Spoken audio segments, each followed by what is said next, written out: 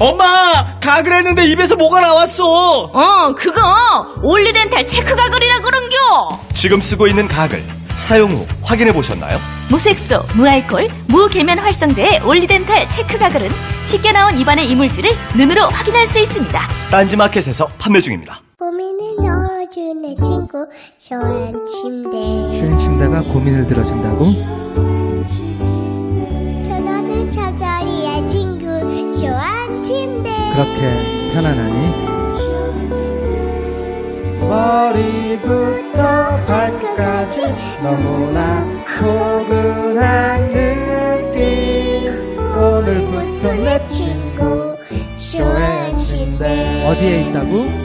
딴지마켓에 있네. 조중동부터 진보 언론까지 왜 유독 문재인에게만 가혹한가? 왜곡된 여론전의 숨은 음모는 무엇일까? 조기숙 정치학 박사가 밝히는 왕따 정치의 실체와 7가지 비밀. 악의적 프레임에 맞서는 시민의 힘이 필요할 때 왕따의 정치학. 도서출판 위즈덤 하우스.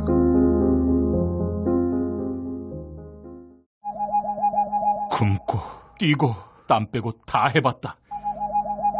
그래봐야 소용없었다. 다이어트는 결국 먹는 게 문제다! 동결건조 채소와 곡물, 단백질, 그리고 효소와 비타민, 미네랄로 만든 다이어트 전용 그린 스무디로 하루 한두 끼만 바꿔 드세요. 검색창에서 비타샵을 검색해주세요.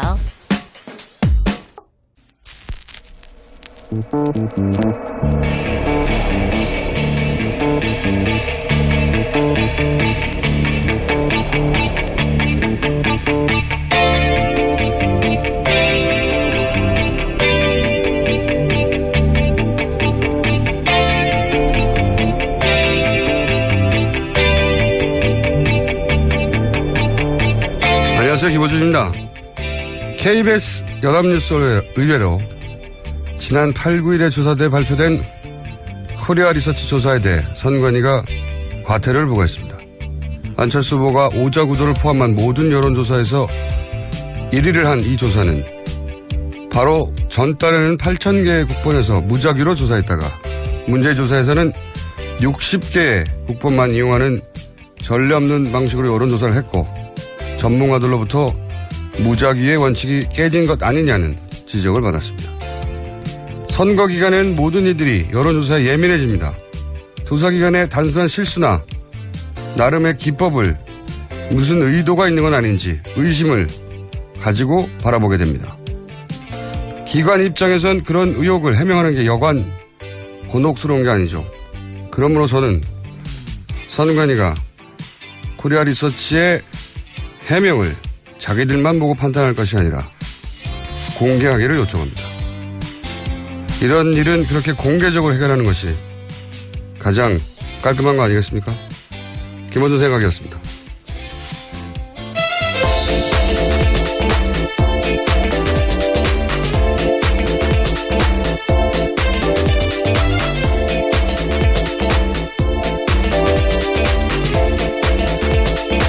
시사인의 김우기입니다.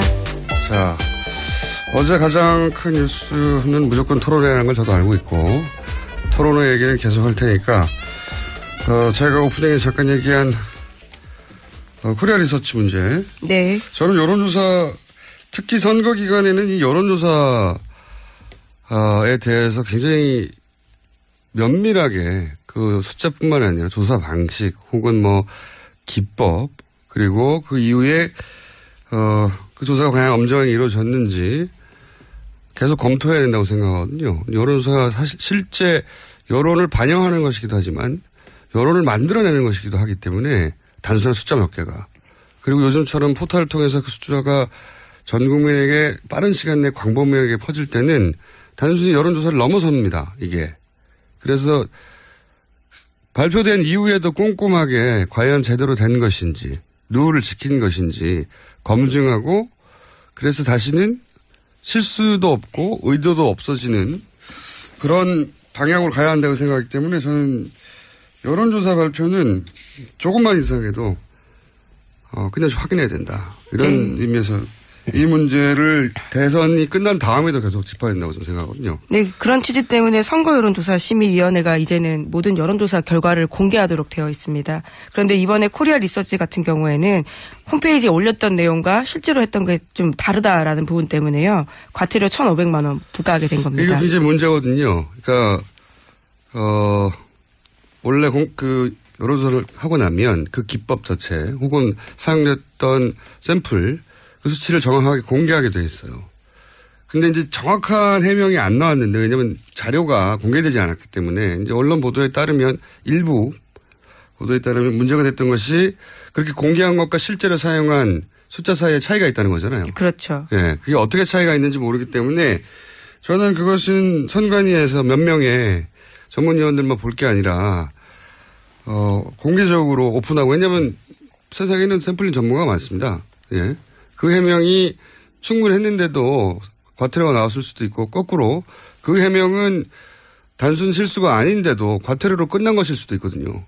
끝까지 확인해 봐야 된다고 봅니다. 저는. 자, 이렇게 해놓고 그래서 그 해명 자료가 공개되기를 원한다. 왜냐하면 정보 공개 요청을 하면 제가 알기로 받아볼 수 있는 걸로 알거든요. 뭐 국회의원들이나 아니면 정당이나 아니면 다른 기관에서 요청하면 되는 걸로 아는데 뭔가 정보 공개 요청을 하고 그걸 가지고 다시 한번 얘기를 해보죠.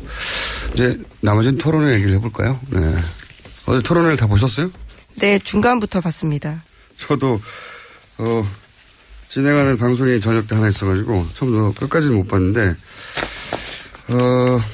일단 총평부터 하자면 어떠셨어요? 어제 1대4 구도가 펼쳐졌던 1대4. 거는 뭐 부인할 수 없는 사실인 것 같습니다. 그런 보도도 많았고요. 네. 그러니까 안철수 문재인 양강 구도인데 실제로는 문재인 후보만 거의 집중적으로 공격받은 인상만 남았어요. 네. 실제로 개수를 세어보더라도요. 가장 많이 받았습니다. 18개 질문요.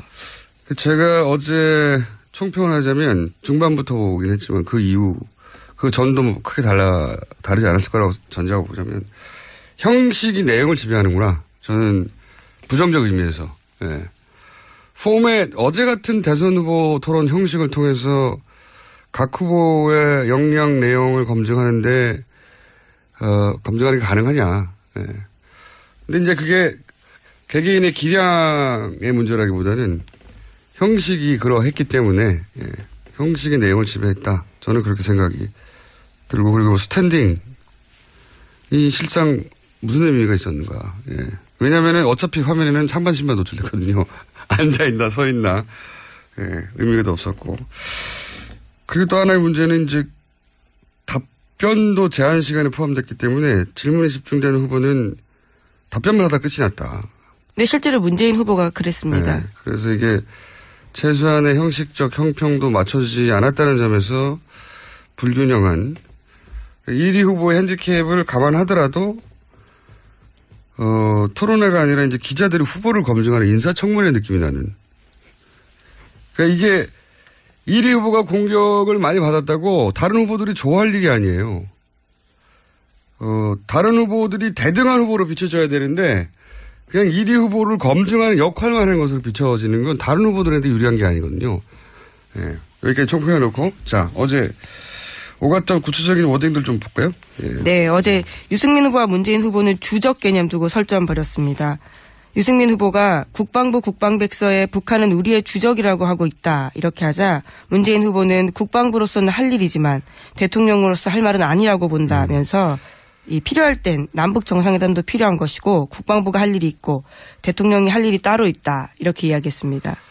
야, 이 대목은 일단 직접 그 두 분의 어제 오갔던 멘트들 들어보죠. 북한이 우리 주적입니까? 주적. 대통령으로서는 할 일이 아니라고 생각합니다. 대한민국 국방부 국방백서에 북한군은 우리 주적이다 이래 나오는데. 국방부로서는 할 일이죠. 그러나 대통령이 할 말은 아니라고 봅니다.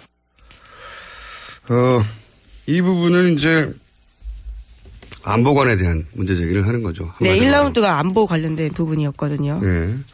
안보관의 이 공방은 각 자신의 지지자들에게는 어필하는 공격과 방어였다고 봐요. 예. 뭐 그래도 북한은 주적이지. 믿고 싶어하는 보수층, 믿는 보수층이 있고, 아니, 대통령과 국방부는 할 일이 다르지 하는 해명도 문재인 후보 지지자들에게는 이해가 가는 답변이었고. 근데 이제 이 주적이냐 아니냐를 가지고 안보 프레임으로 이제 그 자기 차별성을 드러내려고 한 건데, 이 공세는 적어도 유승민 후보 입장에서 성공적인 공세였죠. 답변이 부족했다는 아니지만 성공적인 공세였다고 저는 봐요. 계속해서 화제에 오르고 있습니다. 주적이란 단어 자체가요. 근데 그건 그런 것도 있어요. 주적이라는 단어 자체가 실제로 잘 안 쓰는 단어거든요. 이 젊은 세대한테 낯설어서 그럴 수도 있을 거라고 무슨 말인지 궁금해서 검색하는 그런 현상일 수도 있고요. 자, 다음. 또 다른 주적도 등장했는데요. 홍준표 후보가 유승민 후보에게 주적 이야기를 했습니다. 그 맥락은 좀 다릅니다. 유승민 후보가 성완종 리스트 관련된 이야기를 꺼낸 거거든요. 당권 회복해서 대선 출마했는데 이것은 문제가 있는 게 아니냐라면서, 그러면서 자신은 박근혜 대통령 당권 정지시켰다 이렇게 지적했거든요. 그러자 홍준표 후보가 이정이 보는 것 같다, 주적은 적이다 이렇게 이야기한 겁니다. 여기서 주적은 문재인 후보를 손짓하면서 이야기한 겁니다. 네, 주적. 국방부 백서에 주적이라는 단어가 등장하지 않은지도 제가 알기로는 오래되긴 했어요. 네, 오래되긴 했는데, 이 홍준표 후보의 이 발언 일단 육성으로 들어보고 나서 얘기를 나누죠. 본래 당헌 당규대로 하면 1심에서 유죄 판결 나면 출당 제명인데, 그런데 이번에 특별한 징계 뭐를 사면하는 그런 조치를 취해가지고 당권을 회복하셔가지고 대선 후보로 출마까지 하셨는데, 그런데 어떻게 박근혜 대통령은 당권 정지를 시키십니까? 그 좀 앞뒤가 완전히 안 맞는 거 염치 없는 짓 아닙니까? 이게 참 내가 꼭 이정이 보는 것 같아가지고. 곤란한 질문이 유승민 후보로부터 올 때는 항상 답변이 정해져 있어요. 그렇죠. 네. 지난번 1차 토론에도 그런 식으로 답변했습니다. 항상 답변이 정해졌는데, 다른 후보의 지지자들한테는 이게 어이없는 답변입니다. 어이없는 답변이고 도망가는 답변으로 들리거든요. 그런데 홍준표 후보의 지지자들에게는 어필하는 전략이에요. 예. 홍준표 후보를 지지하는 아주 보수성이 강한 분들에게는 이정희 전 대표가 북한에 동조하는 그런 사람으로 머릿속에 있거든요. 그러니까 왜 당시 이제 양자구도 2012년 대선 2012년의 양자구도 때 왜 튀어나와가지고 하여튼 그 프레임이죠. 제가 다시 설명하자니 이정희 전 대표 여기서 튀어나올 이유가 없기 때문에 자세히 설명 안 하겠는데, 이게 어이없는데 자기 지지자들한테는 어필하는 전략이에요. 예, 그래서 어젯밤에 뜬금없이 토론에도 나오지 않았던 이정희 전 대표가 네. 실시간 검색 순위에도 이름을 올렸습니다. 이정희 전 대표 책이 잘 팔까요, 덕분에? 고맙다고 해야 될지. 자, 이런 공목이 또 왔고, 그리고 또 어떤 공목이 있었습니까? 예, 주적 이야기 한동안 계속됐습니다. 네. 그러다 보니까 심상정 정의당 후보가 나서서 이렇게 이야기했습니다. 대북 송금이 몇 년 지난 얘기냐. 매 선거 때마다 아직도 우려먹고 있다. 국민들이 실망한다라면서 그 논쟁을 정리해버린 겁니다. 자, 한번 컷을 들어보겠습니다. 임리라고 하더만은 아니 도대체 이건 무슨 토론하면서 대북 송금이 도대체 몇 년 지난 얘기입니까, 여러분? 자, 잠깐만요. 네? 지금 네? 대북 송금이 도대체 몇 년 지난 얘기입니까? 자. 매 선거 때마다 그 대북 송금을 아직도 우려 먹습니까? 네. 어제 뭐랄까요? 그 형식 내용을 지배한다고 제가 말씀드렸는데, 형식 자체가 사회자의 개입을 최소화한다는 좋은 의도임에도 불구하고, 예. 답변 내용도, 답변 시간도 포함되어 있고. 네, 9분. 순서도 그렇죠. 없고, 그리고, 뭐랄까요. 1위 후보의 대부분의 질문이 집중되어 있고, 이러다 보니까 토론의 느낌이 안 났어요, 사실. 그런 그 아수라장 가운데 이제 심상정 후보가 빛났던 순간인 거죠. 논쟁을 정리하는. 물론 뭐 심상정 후보도 실수하는 전략전 실수나 그런 부분도 있었지만, 어제 요 대목은 또 난장판을 정리했다는 이미지를 남겼어요. 예. 자, 또 다른 인상적인 문답들은 어떻게 있었습니까? 네, 안철수 후보가 문재인 후보에게 질문한 겁니다. 전인권 씨가 저를 지지하는 문 후보 지지자들로부터 적폐가수라는 말까지 듣는 수보당했다. 이게 옳은 일이냐라고 물었습니다.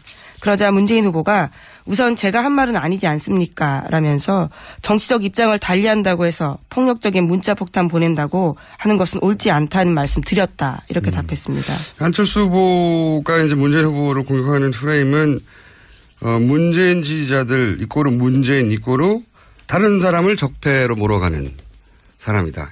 이 프레임이죠. 그래서 이제 거기에 해당되는 케이스라고 보고 이제 또 한 번 공격을 한 건데, 근데 저는 자꾸 이제 포맷을 얘기할 수밖에 없는데, 집중 공격을 받은 문재인 후보가 모든 대응을 잘했다고 볼 수 없거든요, 어제. 말을 명쾌하게 또 빠르게 대응하지 못한 부분도 있어요. 근데 문재인 후보가 못한 부분을 다른 누군가가 받아가지도 못하는 포맷이에요. 이게. 누가 못했으면 누가 잘했고 이게 드러나야 되잖아요. 그래서 그 이익을 가져가기도 해야 되는데 어제 토론회는 아무도 이득을 못 가져갔어요, 사실은. 예.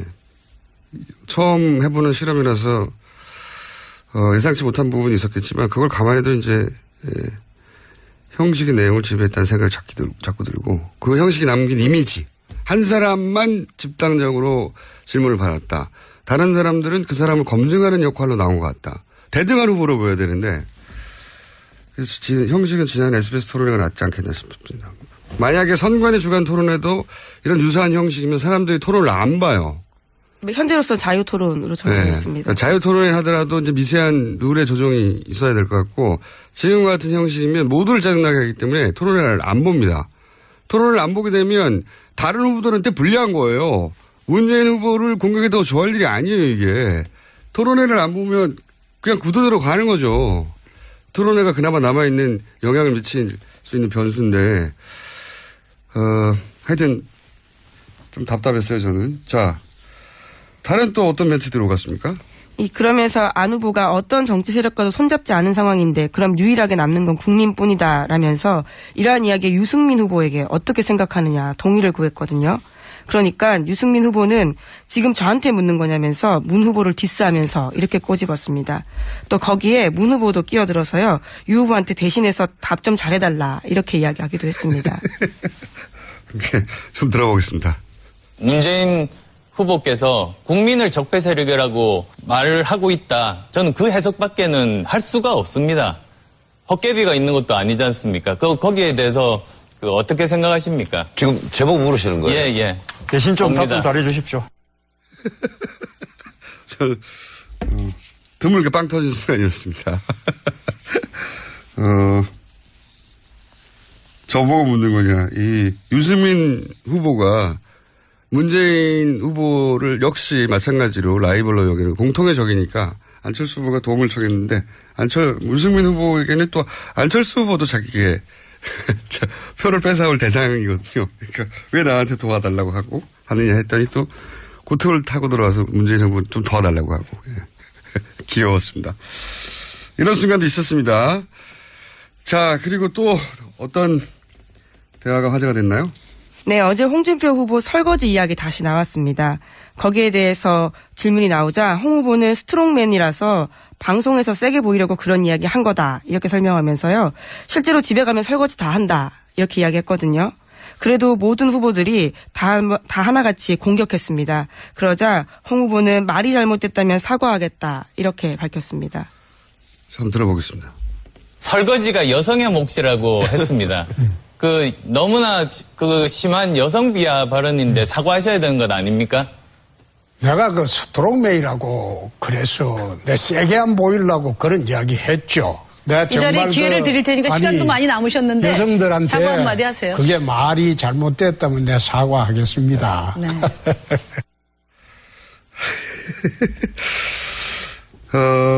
저는 이 공격을 한 분이 포인트를 못 얻어가고, 왜냐면 너무나 당연한 거였거든요. 예.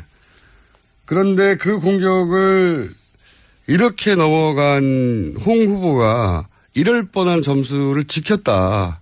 저는 이렇게 평가하는데, 물론,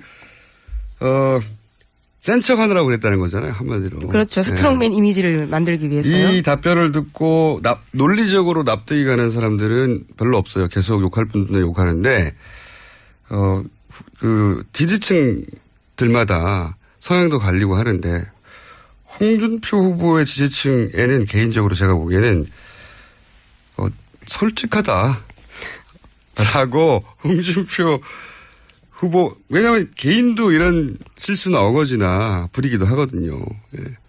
물론 빨래 안 하고 밥솥 안 여는 게 스트롱맨 이미지를 만드는 건 아니라고 논리적으로는 어제 이야기를 하죠. 논리적으로는 이건 답변이 충분하지 않은데 정서적으로는 마음이 와닿는 거예요. 저는 전문가분들이 이제 유승민 심상정 후보 토론을 잘했다 평가 또 이제 있는데 대선 후보가 토론을 잘했다고 평가를 받으려면 토론 그 자체를 잘한 건 중요하지가 않아요. 이게 토론 경진대회가 아니잖아요. 중요한 거는 그 토론을 통해서 자기 지지층을 확보했거나 또는 상대 지지층을 와해시키거나 그래야 결과적으로 대선 후보가 그 토론을 잘했다고 할 수 있는 거죠. 말을 더듬어도 자기 지지층을 확보해야 하면은 잘한 거예요. 그리고 아무리 말을 잘해도 말은 잘했는데 재수없다. 그러면 토론을 내용은 좋지만 잘못한 거예요. 토론회가 말경진대회가 아니에요, 이게. 사람들은 종합적으로, 정서적으로, 감성적으로 받아들이기 때문에 그런 면에서, 심상정, 유승민 후보가 말을 잘하고 숫자를 잘 언급했지만 자기 지지율을 끌어올리거나 제가 보는 관점에서는 물론 상대 지지층을 흔들거나 하지는 못했다는 면에서는 토론을 저는 잘했다고 생각하지 않아요. 지난 1차 토론회와는 다르게. 근데 홍준표 후보는 자기 거는 챙겨왔다. 굉장히 불리한 상황에서 여성 설거지 논란, 말도 안 되는 논란이죠. 그 자체로. 센 척 하느라. 근데 여기를, 제가 센 척 하느라 그랬어. 공감하시는 건가요? 아니, 그런 반응이 나오는 건 이 토론회를 받아들이는 사람들의 정서적인 반응을 이해 못 하는 거예요. 말은 잘못했어요. 잘했다는 게 아니에요. 하지만 어필하는 거는 또 다른 얘기예요. 그래, 잘못했지. 근데 솔직하네. 이런 반응이 자기 지지층에서는 나올 수 있는 어필을 했다는 거예요. 이거를 그래서 말을 잘했다는 거냐라고 논리적으로 따지는 거는 의미가 없어요. 이 대선 토론회에서는. 그런 관점에서 홍준표 후보는 자기 걸 챙겨갔다는 겁니다. 그리고 말 나온 김에 이제 시간이 다 됐으니까. 전반적으로 후보들이 자기 지지층 분석을 잘못하고 나온 것 같다는 생각을 저는 하는 게 이제 토론회는 아까 말씀드렸지만 토론회는 결국 자기 지지층을 확보해야 하거나 남의 지지층을 흔들어야 되잖아요. 그렇죠? 그래서 표가 자기한테 와야 될 거 아닙니까? 그렇지 않은 토론회는 말을 아무리 새끈하게 잘해도 의미가 없는 거예요. 토론 경진대회가 아니기 때문에 학생들의. 그런데 예를 들어서 유승민 후보는 홍준표 후보하고 대립각을 원하잖아요. 계속. 내가 보수의 적자라고. 그런데 그 지지층 분석을 보면 홍준표 후보에게서 유승민 후보에게로 갈 표가 없어요. 거의. 그 지지층으로 보자면 분석을. 그냥 상식적인 수준에서는 보수 후보로 묶이니까 지지층이 겹쳐서 가져갈 표가 많은 것 같지만 아니에요. 표 분석을 해보면 유승민 후보의 표는 상당 부분 안철수 후보에게 가 있어요. 문재인 후보에게도 일정 정도 가 있고. 그러니까 토론을 잘한다는 게 자기가 생각한 상대방을 두드려 패는 게 아니거든요. 예를 들어서 안 후보는 문 후보로부터 뺏어야 되고 문 후보도 역시 안 후보로부터 뺏어야 돼. 겹치는 부분이 있습니다. 심 후보는 문 후보가 겹치는데 이 표는 문재인 후보를 공격해서 얻을 수 있는 표가 아니에요. 오히려 문재인 후보 당선 가능성이 높아져야 자신에게 올 표예요. 그러니까 후보층은 겹치는데 지지층은 겹치는데 그 표는 거꾸로 안철수 후보를 공격해서 문재인 후보 당선 가능성이 높아야 심상정 후보에게 쿠션으로 돌아오는 표란 말이죠. 표 분석이 제대로 안 됐어요. 보면 공격을 할 때 이분들이 일단 무조건 다 문 후보를 공격하는데 이렇게 되면은 문 후보가 불리할 것 같죠. 아니에요. 이러면은 문 후보 지지자들은 억울해가지고 결집합니다. 그리고 나머지 후보의 지지자들은 기억에 남는 게 없어요. 이상한 토론회였어요. 전 어제 보면서. 그리고 이렇게 토론회 계속 가면 토론회 안 본다. 토론회 안 보기 때문에 다른 후보들이 불리하다는 겁니다. 거꾸로 문재인 후보가 1위이기 때문에 이 상태로 고착된다는 거예요. 왜 이런 전략을 택했는지 모르겠어요. 저는 다른 후보 캠프에서. 자, 말을 얘기했습니다. 이건 자, 오늘 여기까지 할까요? 지금까지 시사인의 김은지였습니다. 감사합니다. 네. 여성 여러분, 골반이 삐딱하면 허리가 아파요. 아랫배가 나와요. 골반이 바로 서야 건강도 아름다움도 바로 섭니다. 바디로직을 입으세요. 토크밴드의 입체적인 탄력이 틀어진 골반을 바로잡습니다. 간편하고 확실한 골반 교정 타이즈. 바디로직. 삐딱한 남성 골반에도 역시 바디로직. 바디로직의 효과를 못 느끼셨다면 100% 환불해드립니다. 자세한 환불 조건은 홈페이지를 참조하세요. 아무도 묻지도 따지지도 않고 가입하셨다고요? 보험은 너무 어려워요. 걱정 마십시오. 마이보험 체크가 도와드립니다. 1800-7917 마이보험 체크로 지금 전화주세요. 1800-7917 이미 가입한 보험이나 신규 보험도 가장 좋은 조건을 체크해서 찾아드립니다. 인터넷 한글 주소 마이보험.com 또는 카카오톡에서 아이디 검색 마이보험을 친구 추가하여 상담하실 수 있습니다. 똥은 싸고 다니냐? 미치도록 싸고 싶다. 빅동의 추억. 미궁 장사랑! 구렁이 똥 이뻤다. 장이 살아야 내 몸이 산다. 혈중 콜레스테롤 개선과 배변 활동에 도움을 주는 건강기능식품입니다. 빅동의 추억. 미궁 장사랑. 지금 검색창에 미궁 장사랑을 검색하세요.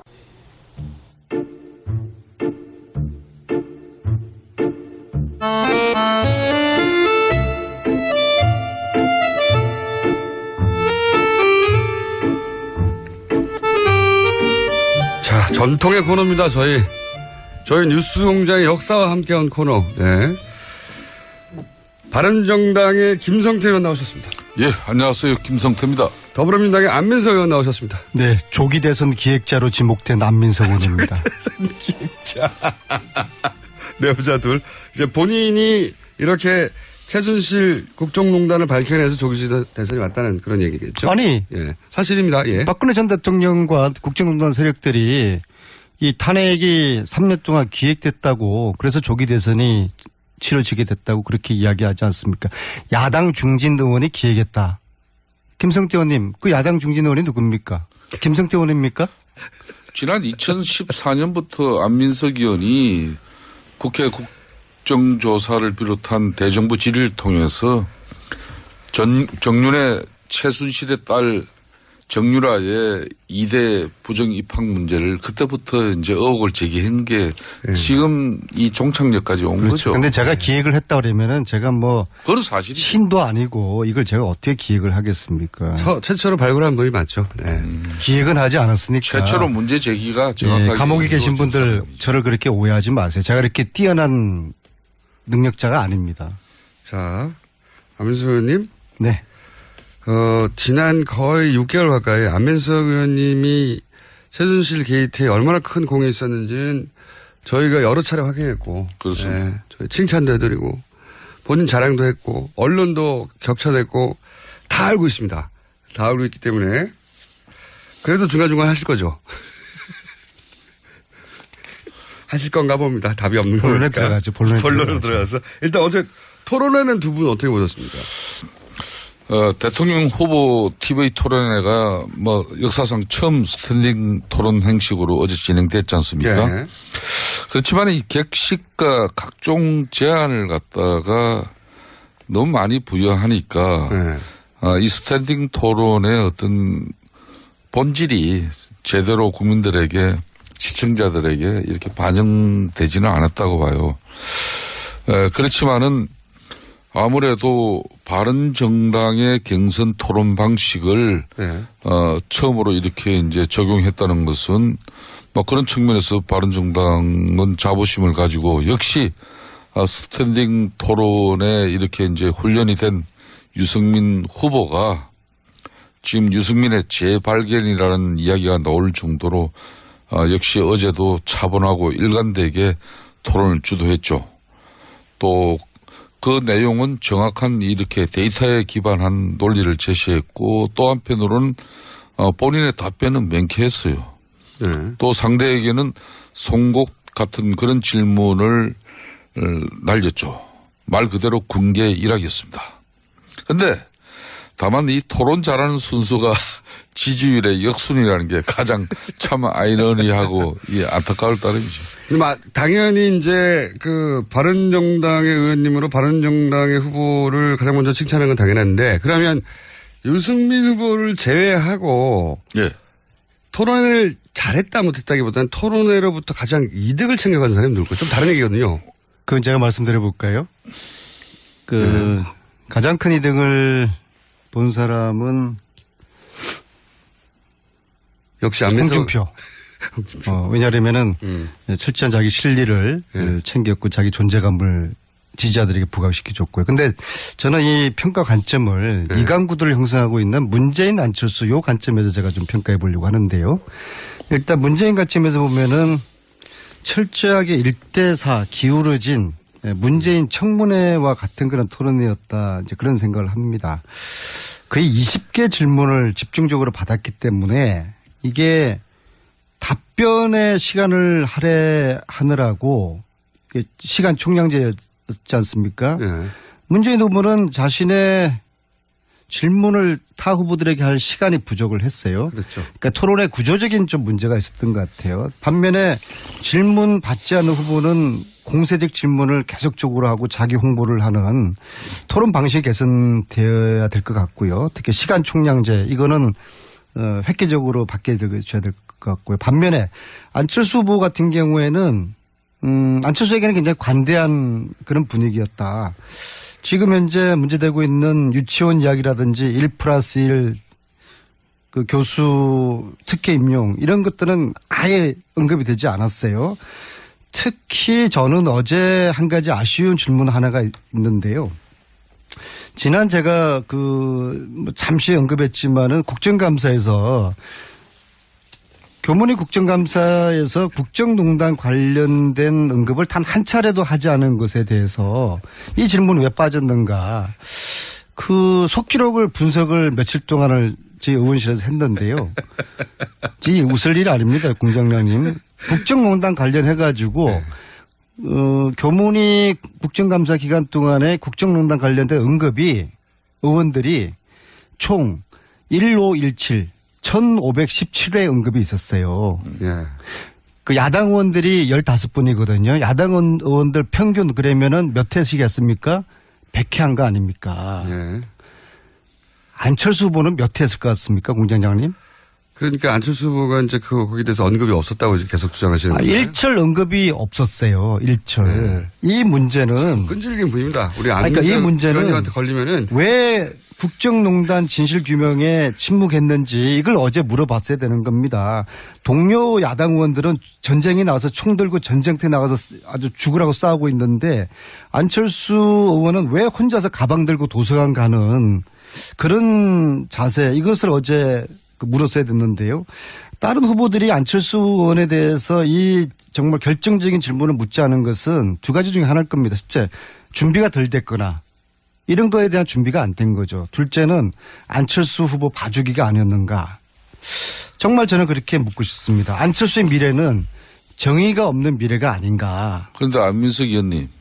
그건 어제 문재인 후보를 통해서 왜 교문위 상임위에서 최순실 국정농단에 대한 그런 주장과 언급이 없었냐고. 그는 문재인 후보가 안철수 후보를 공격할 수 있게끔 그 자료를 제공해 주시고 거기서 문제 제기가 돼야지. 거꾸로 여기 교통방송에서 왜 안민석 의원이 그렇게 문제 제기를 해요? 이렇게 듣고 보니까 안민석 의원이 잘못한 걸로 되고 있어요. 제가 맞지 않아요. 제가 핵심이 아니잖아요. 핵심이 아니고 저는 이 질문을 그리고 하실 줄 알았고 그리고 이 질문을 할 시간이 그런 여유가 문재인 후보에게 주어지지 않았기 때문에 사실 그렇지만은 다음 토론회에서는 이 질문을 안철수 후보에게 다른 후보들이 꼭 한번 물어봤으면 좋겠어요. 그 부분 왜 진실규명에 침묵했는지. 토론의 키워드는 주적이었어요. 오늘 아침까지도 포털 사이트에 실시간 검색 1위가 주적입니다. 그런데 그 주적인 문재인 후보는 북한을 주적이라고 말하지 못했어요. 또 홍준표 후보는 문재인 후보를 주적이라고 말하는 한마디로 웃지 못할 상황을 어제 우리 국민들에게 다 보여줬죠.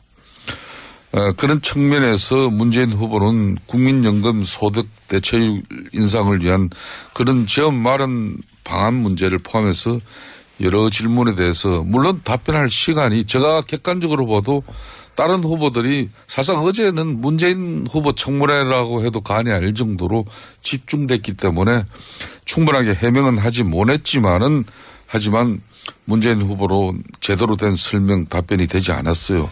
안철수 후보도 결코 좋은 점수를 받긴 어제 힘들 겁니다. 전체적으로 문재인 후보에 가려서 존재감을 잃었어요.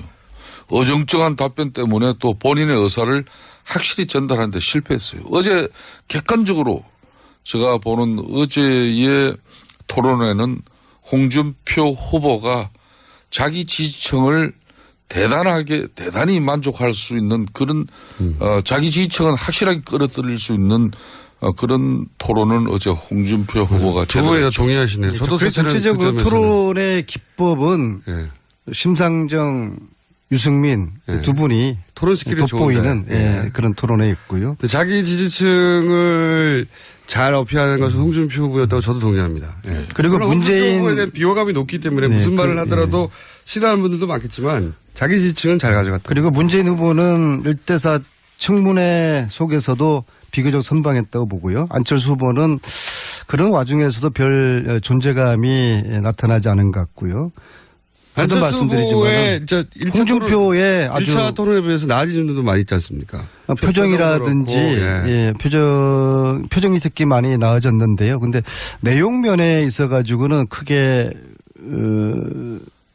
좀 각인될 만한 그런 메시지는 주지 못한 것 같습니다. 실수도 없었고 크게 각인되는. 그렇지만 어제 문재인 후보는 사실상 내 후보로부터 전체적인 공격을 받았는데 동네북이 됐죠. 그런 측면에서는 대체로 그래도 선방했다고 해도 과언이 아닙니다. 왜 선방이라는 표현을 제가 했는데 왜 따라하세요? 아니 총량제 구분 범위 내에서 그래도 다른 후보들은 이게 상대 공세를 취하는 데 많은 시간을 소요했는데 거기에 비해서 문재인 후보는 답변하는데 대도 시간을 많이 소요했죠. 그런 측면은 아무리 상대라도 인정해 줄 거는 인정해 줍니다. 안민석 의원께서는 앞으로 이렇게 하세요. 뭘 그 자격이 또 안철수 없다고 말이에요. 잘 알겠고. 근데 저나 김성태 의원님처럼 피가 뜨거운 사람들이 어제 문재인 후보 같은 입장이었으면 아마 토론회장을 팍 차고 나왔을 것입니다. 저는 안 그럽니다. 저는 보기보다는 참을심이 아주. 참을심은 뭡니까? 인내죠, 인내. 참을심은 인내력이 새로운 조어가 강합니다, 저는. 하여튼 문재인 후보님 어제 2시간 동안 참느라고 애쓰셨습니다. 근데 이 정도 대통령 되려면 이 정도 혹독한 검증은 과정을 거쳐야죠. 뭐 자당의 후보의 감정이 마치 우리 안민석 의원께서는 문재인 후보가 거의 대통령 다 된 사람으로서 그 정도 내 후보로부터 공격받는 거는 그건 아무것도 아니다. 이런 표정인데 참 여유 있어 보여 좋긴 좋습니다. 근데 그 여유가 끝까지 갈 수 있을까요? 이 조기 대선은 촛불 민심이 만들어낸 시대적인 결과이기 때문에 이번 대선의 결과는 당이나 개인의 그런 역량보다는 이 촛불이라는 시대 정신, 이 흐름 속에서 대통령이 결정될 수밖에 없는 그런 역사적인 필연의 그런 지금 결과가 나올 것입니다. 두고 보십시오. 그거는 뭐 지금까지 역대 민주당 대선 후보에 우리 안민석 의원께서는 한 번도 제대로 이렇게 확실한 의사표명과 흔히 말하는 줄을 서지 않았는데 이번에는 너무 확고한 의지를 가지신 것 같아서 저도 범상찮게 보고 있습니다만은 그래도 잘하십시오. 1대4 청문. 1대4 청문회 시간 총량제 이런 죽었다 깨어나도 촛불을 꺾어낼 수는 못할 겁니다. 촛불이 이기게 돼 있습니다. 알겠습니다. 그 얘기 말고 각 당의 내부적인 문제 혹은 상대당에 대한 공격도 좀 해보죠.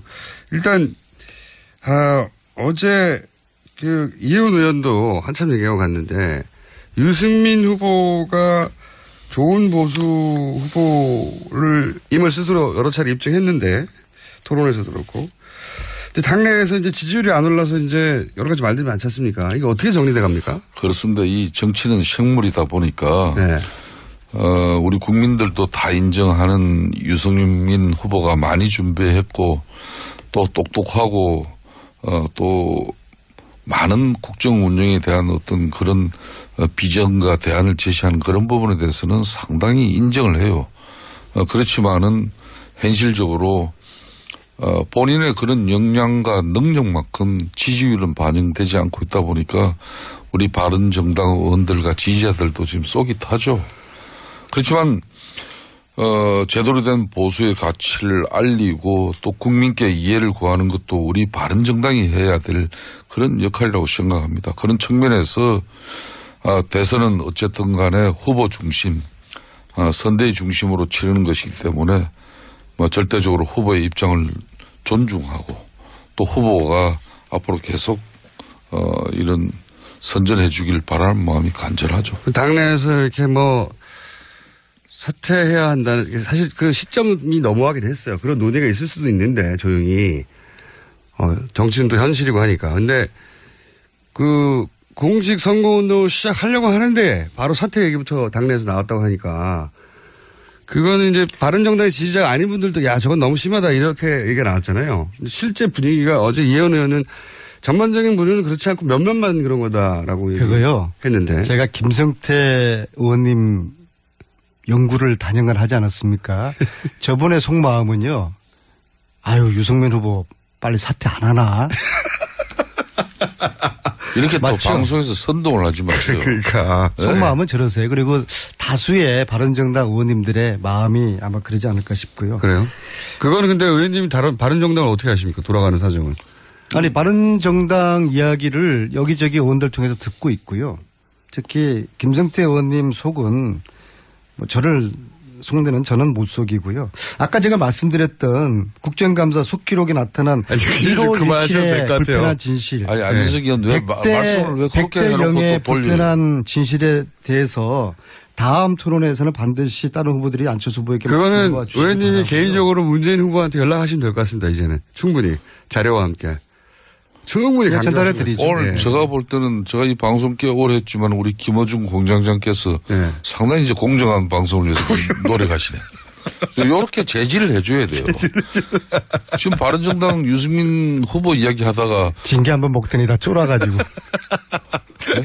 안철수 후보 그냥 놔뒀으면 또 안철수 후보 공격하는 그런. 아니, 공격이 아니라 이 불편한 진실에 대해서 다음 토론회 때 문재인 후보님뿐만 아니라 다른 후보들이 한번 확인을 한번 해보세요. 이것은 정치 지도자가 이 진실을 외면하고 이 불의를 못 본 척하는 거 이것은 굉장히 심각한 것이죠. 저는 또 저런 생각도 듭니다. 보통 이제 똑같은 얘기를 반복하면 어느 순간 점점 지겹기 아무리 올바른 얘기도 지겹기 시작하거든요. 그래서 점점 지겨지니까 더 하지 말라고 하는데 그걸 넘어섰잖아요. 그럼 항복을 하게 됩니다. 항복을 하게 되고 제가 이런 집요함으로 최순실 천일 동안 쫓았지 그러니까 않습니까? 저런 어느 정도의 감탄에 이르게 돼요. 이렇게 끝까지 그래서 끝나지 않은 전쟁 책도 쓰지 않았습니까? 네, 알겠습니다. 그런데 아무튼 바른정당 같은 경우에는 이게 맹자 이야기를 저는 들려드리고 싶어요. 전쟁은 총칼로 하지만 정치는 명분으로 해라. 이게 맹자님 말씀이시거든요. 지금 유승민 후보가 지지율이 낮다고 해서 선거 비용 때문에 사퇴하는 것은 이건 정치공학적인 접근이고요. 명분이 없는 겁니다. 그리고 어제 토론회에서 유승민 후보는 완주하겠다고 국민들에게 선언했잖아요. 단 안철수 후보 입장에서 보면은 만약에 앞으로 수일 내에 양강 구도가 무너지고 문재인과 지지율 격차가 커지면 단일화 카드를 또 꺼낼 가능성도 있지 않을까. 요걸 좀 지켜봐야 될 것 같아요. 지금 이 아프시죠? 제가 잘 봤죠. 아니, 이번 조기 대선 판에 민주당의 그것도 가장 중추적인 인사인 안민석 의원이 참 우리 바른정당의 유승민 후보를 저렇게 끔찍하게 생각해주고 저렇게 참 많은 격려를 해주시는 것은 훌륭하신 후보잖아요. 저분 이야기를 끝까지 들어야 됩니다. 솔직히 안민석 의원도 좀 속이 없는 이야기 할 때는 좀 보면은 눈을 못 맞춰요. 눈이 좀 집중이 안 돼요. 눈동자가 집중이 안 되는 저분의 특성이 있는데. 그게 이렇게 읽힙니까? 당연히 읽었죠. 유승민 후보가 문재인 후보에게 덕이 되고 또 도움이 안 된다면은 저런 이야기 죽었다 깨나도 저런 거 안 완주하는 할 게 문재인 후보에게 도움이 되니까 지금. 당연히 우리 아니, 유승민 후보가 완주하는데 네. 문재인 김 후보의 의원님. 당선을 위해서 적극적인 1등 공신이라는 걸 본인이 저렇게 이야기하는 거예요. 아, 그게 다 읽힙니까? 다 읽히죠. 큰일 났다. 참. 우리 안민석 의원이나 저랑 너무 솔직한 게 이제 흠이지 않습니까? 김성태 의원님이 역시 고수세요, 저보다. 그럼 의원님, 김성태 의원님. 그래서 바른정당은 어떻게 이 분위기가 정리됐습니까?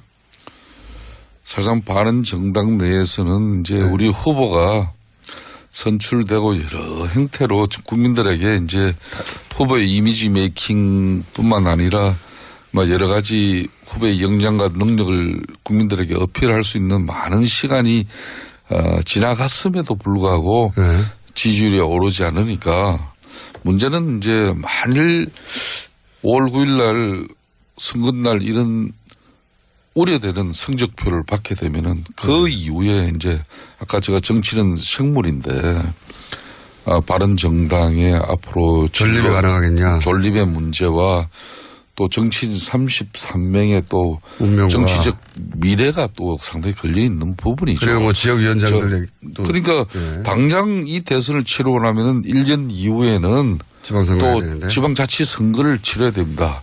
과연 우리 바른정당의 지방자치선거에 임할 수 있는 그런 후보들이 얼마나 몰리겠습니까? 그런 측면에서 우리는 이 낮은 지지율을 어떻게든 극복해서 그래도 완주를 한다면은 납득할 만한 성적표를 손에 쥐지 않으면은 우리 국민들도 그렇고 정치는 항상 결과만 가지고 이야기하지 나중에 가서 정말 좋은 후보 가지고 선전하고 훌륭했다.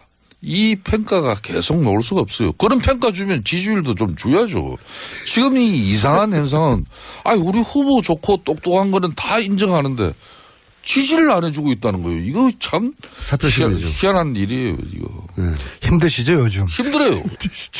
제가 말씀드린 맹자님의 그 말씀을 정치를 명분으로 하라.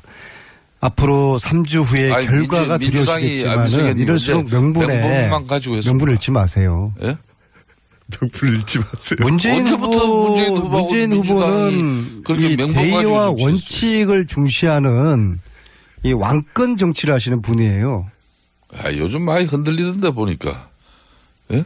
사드 배치 반대하면 끝까지 반대해야지. 대선 앞두고 있으니까 물론 상황은 좀 변화됐습니다만은 지금 사드 배치할 수 있다 이렇게 나가는 건 문재인 후보의 변화 아닙니까? 그 변화 좋아요. 김성태 의원님 말씀은 이제 실리와 타협 이런 것을 좀 강조하는 이제 일종의 패권 정치거든요.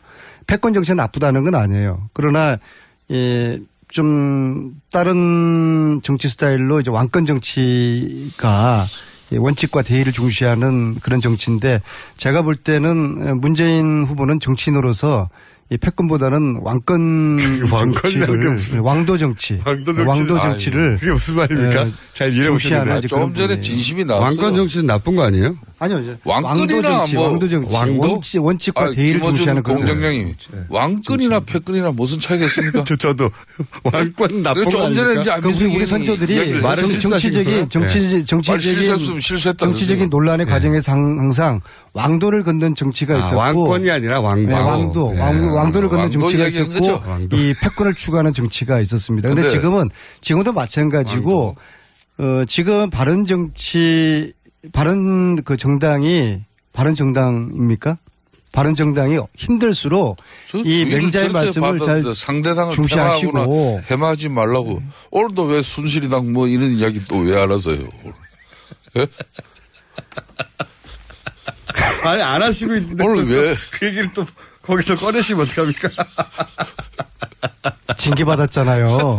근데 정치가 해악과 풍자가 없는 이 정치는 삭막한 정치인데 앞으로 제 입에 재갈이 물려져 가지고 해악과 풍자를 더 이상 할 수 없다는 것이 저도 전적으로 우리 안민석 의원님 말씀 동의합니다. 그렇죠. 너무 제가 오늘 심하게 하지 마세요. 지난번에 박지 정당에 순실이 정당에 이 방송에 얼마나 그렇게 상대 정당을 폄하하고 혐오하는 발언을 냈으면 내가 고발했습니까? 오직하면 언론중재위가 안민석 의원 이 방송에 부적절한 발언에 문제가 있다고 지적한 거 아니에요? 그건 이제 안철수 후보 측에서 고발을 해서 그런 징계가 나왔는데요. 제가 오늘 더듬거리지 않습니까? 그러니까. 이 해악을 못하게 하고 풍자를 못하게 하니까 이게 참 메마른 표현과 단어밖에 선택을 하지 못하는 자기 검열을 제가 당하고 있어요. 예술가들이 당하는 자기 검열의 고통을 제가 오늘 이 아침에 당하고 있습니다. 자, 그러면은 유승민 후보는 이제 TK 벗어나서 수도권 올인하는 등으로 전략을 바꿨죠. 이제. 그렇습니다. 좀 늦은 것 같긴 한데. 좀 사실상 이제 본격적인 대선 이제 운동 기간 이전에는 TK를 중심으로 한 보수의 적자가 되려고 많은 노력을 기울였지 않습니까? 그런 만큼 이제 본인이 잘할 수 있는 특히 수도권의 취약계층, 비정규직이나 이런 사회적 소외 취약계층을 아우러내는 그런 대선 행보를 함으로써 알겠습니다. 서민 그리고 경제 대통령이 되겠다는 확고한 의지를 보이고 김성택, 안민석 의원이었습니다. 감사합니다. 네, 감사합니다. 대단히 김치는 맛있어야 한다. 아주 화끈하게 100% 국내산으로 16년 전통으로 햇섭 인증으로 화끈하게 맛있다. 화끈하게 통한다. 화통김치. 배추김치, 알짜김치, 총각김치, 깻잎김치, 깍두기도 화통. 검색창에 화통김치. 아우 맛있어. 한글도 남보다 빨리 깨치고 참 똑똑했는데 갈수록 실력이 뒤처지는 것 같아 걱정이에요. 혹시 초등학교 교과서 본 적 있어요? 어려운 어휘가 너무 많아요. 학교에서는 어휘 개념을 하나하나 설명해 줄 시간이 정말 부족하잖아요. 그럼 어떡하죠? 내 아이의 어휘만큼은 내가 책임져야죠. 어휘 공부의 정석. 초등어휘 3000, 초등어휘 5000. 검색창에 초등어휘 3000을 쳐보세요. 건강한 몸, 건강한 피부, 건강한 화장품을 물려주고 싶습니다. 수아비스 화장품은 눈에 들어가도, 상처 위에 발라도, 혹은 아이들이 실수로 먹더라도 괜찮아야 한다는 목표로 달려왔습니다. 샴푸, 바디워시, 클렌저, 토너, 모이스처라이저, 크림. 이제는 삶의 일부가 되어버린 수많은 화장품. 아무거나 선택해선 안 됩니다. 지금 검색창에 수아비스 화장품을 검색하시고 그 놀라운 효과를 확인하세요. 아이부터 어른까지 수아비스 화장품.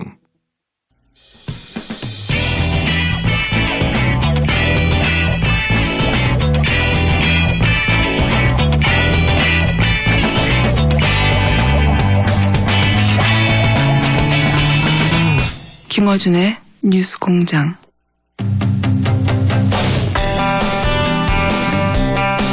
대선이 임박했습니다.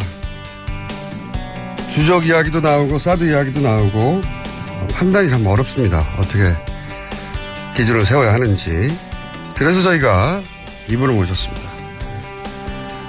시대 지성 도울 김용욱 선생님을 다시 한번 모셨습니다. 안녕하십니까? 안녕하세요. 네, 선생님.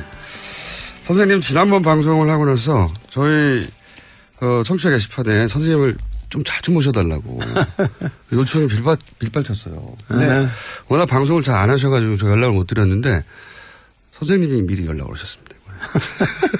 제가 한번 나가야 되겠다. 네. 근데 다른 얘기하기 전에 최근에 로마서 강해라는 책을 한 권 썼어요. 보내오셔가지고 두꺼운 책을 받았는데 저희 작가들도 감동해가지고 책 내용은 안 읽고 책이 너무 멋있다고. 일단 선생님 사인 너무 멋있다고. 책은 안 읽었는데 일단 감동했습니다. 근데 왜 이 시점에 갑자기 로마서 강해를 이 시국에 끌고 나오신 거예요? 저는 원래 그 기독교에 대해서 뭐 이렇게 호의적이고 열렬한 신앙을 가지지 않은 사람들처럼 우리 사회에 비치고 있는데 사실은 저는 정신 세계가 어려서부터 완전히 독실한 기독교 집안에서 자라나서. 그러셨어요? 네. 그리고 신학대학까지 갔었던 사람이고. 왠지 불교 가까우신 느낌인데. 그렇죠 말이야. 헤어스타일도 그렇고. 그래서 그 네. 어린 시절에 소위 10대에부터 그 바울이라는 사람을 내가 인간적으로 만났다고. 인간적으로. 그래서 그 바울과 해우한 내 인생의 뭐 50년, 뭐 정확하게 뭐 52년 동안의 사상적 투쟁을 요번에 총 결산한 거죠. 이거 어린 시절에 바울을 처음 만났고, 네. 인간 바울을. 네, 인간 바울을. 이제 그 처음 만난 이후로 50몇 년이 지난 지금 한번 정리를 해야 되겠다. 그렇죠. 이거는 그것이 이 촛불 정국이 발생하면서 우선적으로 나한테 내가 이제 촛불을 들고 나온 시민들, 국민들, 여러분들 속에서 막 이렇게 외치면서 바울뿐만 아니라 이제 예수의 십자가의 의미를 가장 서구 지성사에다가 명쾌하게 밝힌 사람이 바울이라는 인간이고 네. 그래서 그때 야, 이건 우리 민족 전체가 십자가를 져야 할 문제가 아닌가 이런 생각이 그 군중 속에서 내 마음에 쏙 들어오더라고. 촛불 집회에 참석하셨다가 바울을 떠올리셨어요? 바울을 떠오르게 됐고 그렇다면은 이 시점에서 한 사상가로서 이 바울의 사상을 통해서 기독교의 본질을 얘기하고 그 기독교의 본질을 통해서 우리 민족을 좀 깊게 반성하게 만드는 그러한 계기를 만들 수 있지 않을까. 그게 어떻게 연결되는지. 연결이 잘 돼요. 자, 여러분 잠깐 설명해 주십시오. 촛불 집회에 갔다가 바울을 떠올린 사람은 그렇게 많지 않을 거거든요. 선생님은 왜 바울을 떠올리셨는지 이게 그리고 우리 지금 대한민국과 어떻게 연결이 되는 건지. 그러니까는 그 바울이 로마서를 쓴 것은 딴 그 편지가 많이 있는데 그 딴 편지가 아니고 이 바울의 로마서는 딴 편지하고 달라서 자기가 가보지 않은 곳이에요. 로마를 가본 적이 없거든요. 그래서 전혀 자기가 그 만든 교회가 아닌 당대의 가장 그래도 세계 중심이라고 하는 로마에 있는 그 예수 팔로워들을 향해서 이 사람이 내가 생각하는 기독교는 이런 것이다. 나는 평생 이러한 원리에 의해서 기독교를 해석하고 전파해 왔다고 하는 것을 이 로마 사람들에게 로마 교인들에게 보내는 편지가 로마서인데 그러한 성격 때문에 로마서는 매우 일반적이고 총체적이고 추상적이면서 아주 원론적인 얘기를 기독교에 그러니까 로마서는 성서 전체를 통해서 기독교의 총론이라고 말할 수 있는 거예요. 그리고 기독교의 총론일 뿐만 아니라 이것은 서구 지성사의 총론이라고 볼 수가 있어요. 그런 의미가 있군요. 그래서 사실은 이 시점에서 내가 바울의 이것을 바울의 사상을 논했다는 것은 서구 문명의 가장 핵심을 한번 파헤쳐 보는 것이고 오늘날 우리 대선 정국과 관련해서도 우리를 지배하는 것은 우리의 뿐만이 아니라 전 세계의 문제고 이런 한국이 지금은 전 세계 지성인들에게 하나의 화두로 떠올라온 이 시점에서 오히려 내가 무슨 광개토대왕비를 해석하는 것보다는 바울을 해석함으로써 우리나라의 상당수 국민이 기독교 교인이고 그들에게 기독교 정신을 일깨워서 오히려 우리 민족사를 한번 본질적으로 반성하고 그 얼마나 이 박정희 패러다임이라고 내가 부르는 여태까지 우리를 짓누르던 모든 정치 체계나 이러한 세속적 권력이 얼마나 잘못된 것이고 죄악의 덩어리였고 그 죄악의 삭은 사막일 뿐이라고 하는 그 어마어마한 논리를 나는 국민들하고 공유하고 싶었던 것이죠. 촛불을 저 질문 잠깐 했는데 10분 가까이 혼자 열변을 토하셨는데 선생님 말씀을 항상 듣다 보면 논리로 따라가지만 논리 이전에 선생님 표정과 말투에 일단 저 말은 맞는 것일 거야. 일단 설득부터 되고 시작되거든요. 근데 지금 말씀에 제가 이해하기로는 그러니까 촛불 집회가 세계사적인 기준에서 볼 때 세계사를 관통하는 원리 원칙이 여기서 구현된 것이다. 이런 겁니까? 그러니까는 미국의 독립혁명보다는 훨씬 더 위대한 혁명이고, 불란서 혁명이 인류사에서 어떤 근대 정신의 출발이라는데 사람들이 의심을 하지 않지만, 그 불란서 혁명은 물론 인간의 자유와 평등에 관해서 아주 획기적인 전환점을 마련했고 그리고 루이 16세의 목을 자름으로써 길로틴에다가 세움으로써 그 여태까지 왕정 앙시앙 레짐을 끝내버린 사건이란 말이죠. 그런데 그거와 거의 유사한 그 어떠한 역사적 과업을 달성했을 뿐만 아니라 그것을 패러다임을 끝냈다는 것으로서 헌정 질서 속에서 아주 평화롭게 그 어마어마한 혁명을 실현했다고 하는 의미에서 이번 촛불혁명은 세계사가 구현하고자 하는 어떤 이상적 질서와 그 이념을 구현한 사건이죠. 그래서 거슬러 올라가면 결국은 서양 사상사의 근본이라고 해서 넘어서 하고 맞닿는다. 맞닿는다는 얘기죠. 이제 좀 이해가 됐습니다. 네네. 대단히 머리가 좋으십니다. 자, 그러면은 지금 이 책을 내신 이유도 사실은 그렇게 해서 절차적으로는 대선을 통해 그게 완성되어 가는 거잖아요. 그렇죠. 그렇죠. 절차적으로는. 국민들이 이제 그런 기회를 주었고 그게 대선이라는 절차를 통해서 완성되어 가는 건데 이번 대선에서 이제 크게 떠오르는 그 구체적인 사안들이 예를 들어서 사드 여기 떠오르고요. 그다음에 어제 토론회를 또 기준으로 해보자면 북한에 대한 태도, 북한을 주적으로 볼 거냐 아니냐 이런 거 이게 이제 같이 맞물려서 돌아가고 있는데 우선 제가 사드에 대해서 한번 여쭤보고 싶은 것이 사드에 대한 입장들이 이제 후보들마다 조금씩 다르고 또 왔다 갔다도 하고 그리고 국민들 입장에서 뭐가 맞는지 잘 모르겠어요. 근데 이제 중국 전문가시니까 사드 배치에 대해서는 선생님이 보시기에는 어떻게 바라봐야 되는 겁니까? 그 사드라는 문제에 대해서 정치가들이 조금 더 깊은 철학적 이해를 할 필요가 있고 국제 정세를 포괄적으로 파악해서 이걸 이해해야 한다고. 그러니까 사드라는 것 자체가 지금 전략적인 가치가 있느냐 없느냐 이런 걸 가지고 논의할 때가 아니에요. 무슨 얘기냐 하면은 여태까지 한국의 문제는 왜 북한이 여태까지 이 지경까지 이르렀냐 하면은 그것은 미국 정부가 역대로 뭐냐면은 전략적 인내라고 하는 기본 기조가 전략적 인내라고 하는 그게 그 말은 근사하게 보이지만 개무시라고 개무시.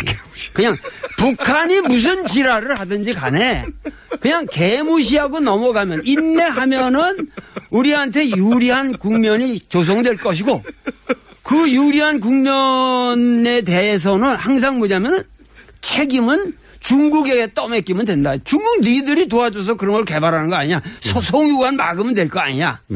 이렇게 해서 미국은 미국 나름대로 중국을 핑계대고 개무시했고 중국은 대국의 입장에서 북한 문제가 중요하지만 이 핵 문제에 관한 한 그것은 니들 문제지. 그거는 미국과 너희들 사이의 문제지 우리 문제가 근원적으로 아니다. 그래서 그 문제를 미국에다 떠넘겼다고.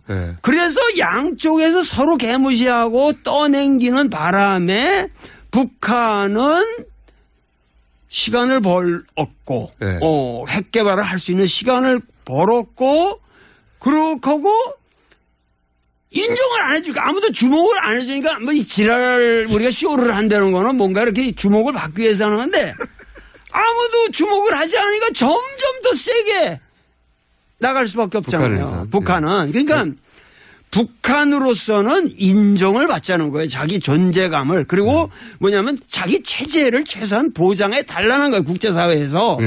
우리가 그렇게 나쁜 놈만은 아니다라는 거를 얘기하고 싶은데 그 얘기하는 방식이 결국은 핵 개발이 그나마 세계 정치사에서 그 주목을 받을 수 있는 가장 값싼 방법이에요. 그 비싼 게 아니고.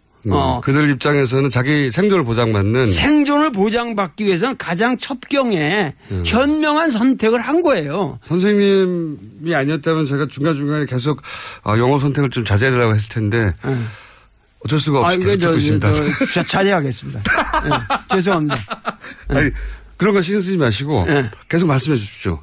징계는 저희가 받겠습니다.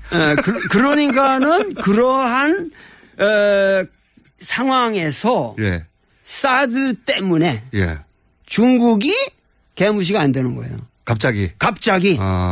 그리고 미국은 사드를 중국이 저렇게 아주 극적으로 반발을 하는데 여기서 후퇴라면 동아시아에서 뭐냐면 자기들의 세력이 근원적으로 약세로 몰리는 계기가 되기 때문에 중국이 계속 성장하고 있으니까.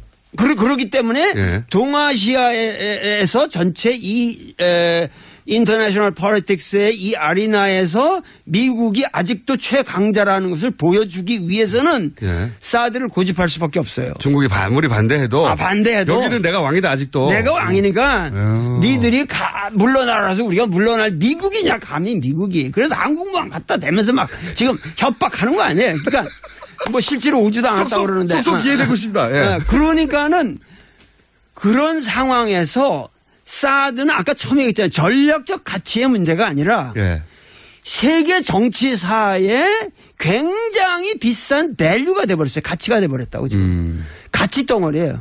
그러니까 이 사드 배치라는 거를 가지고 우리는 뭐냐면 진짜 정치를 할 수 있는 좋은 카드를 쥐게 된 거예요, 지금.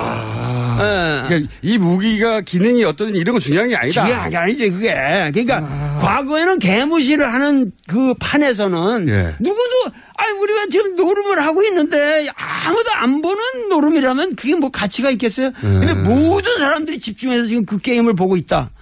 이럴 때에는 다 패가 올라가는 죠, 갑이.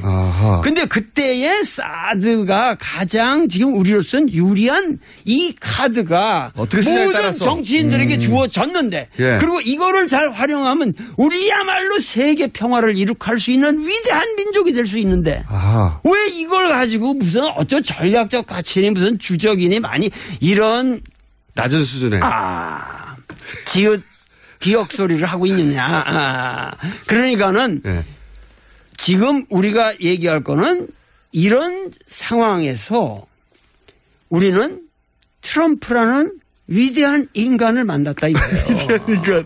트럼프는 뭐냐면은 우리가 알아야 될 건 트럼프는 장사꾼입니다. 그렇죠.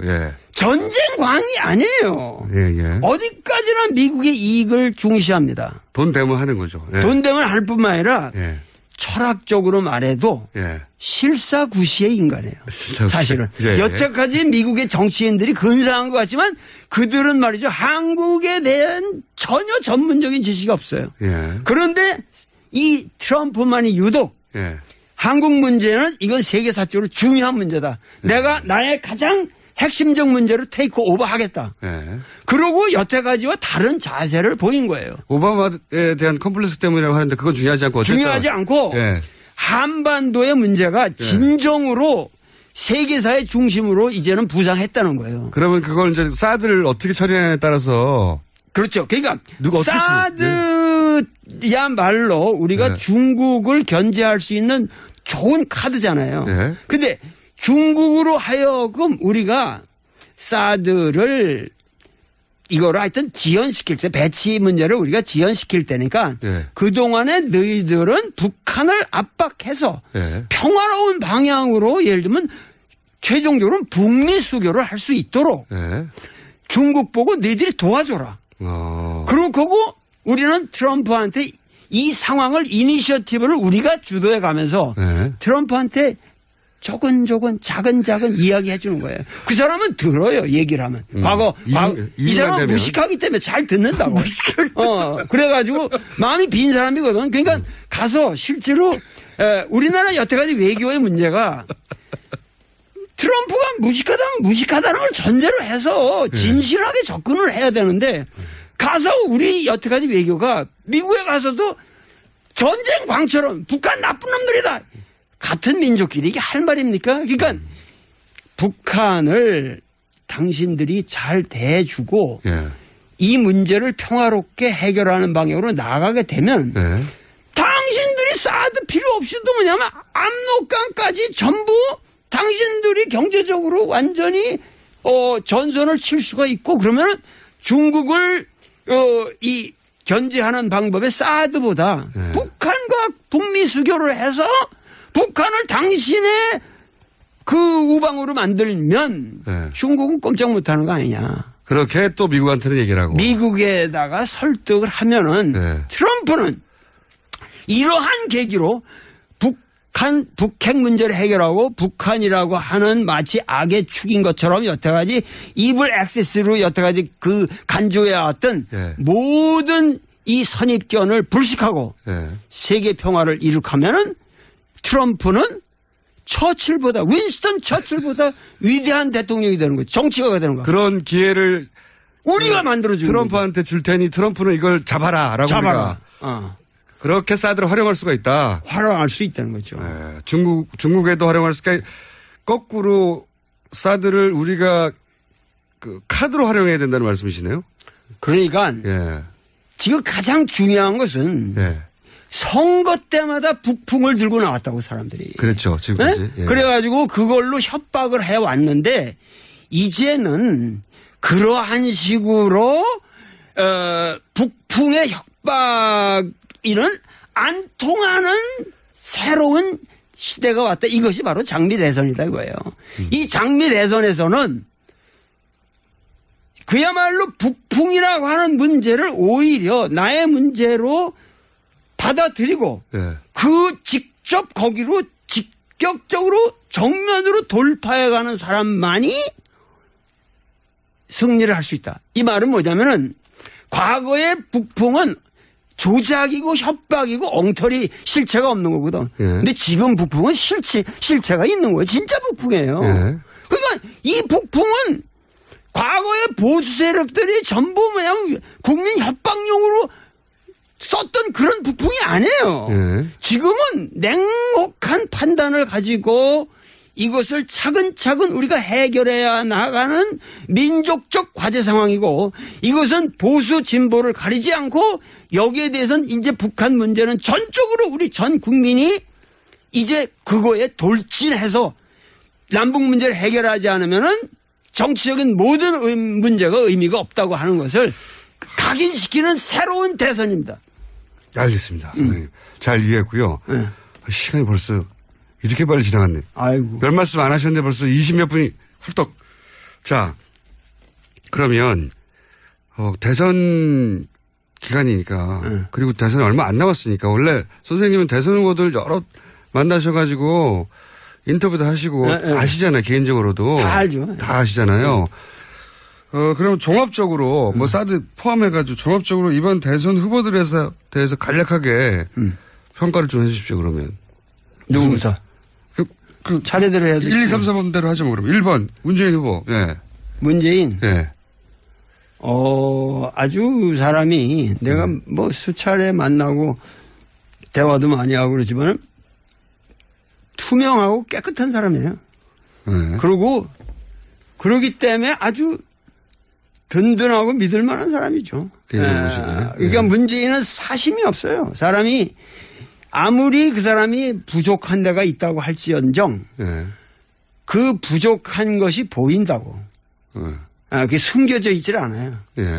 그런 의미에서 사람이 투명하고 그런 의미에서 나는 믿을만 하다.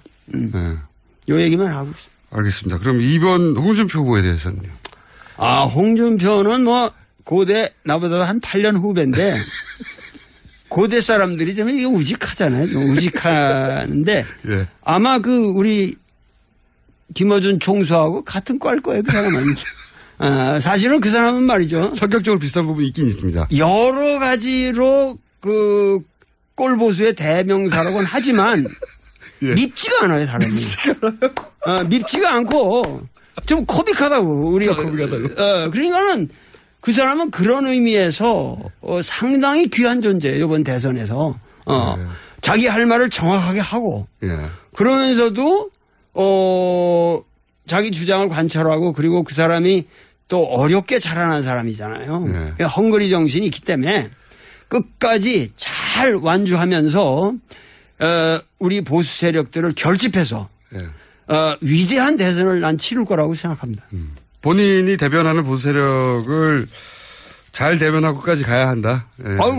그리고 사람이 하여튼 괜찮은 사람이에요. 괜찮은 사람입니다. 예, 알겠습니다. 3번 안철수 후보에 대해서 또.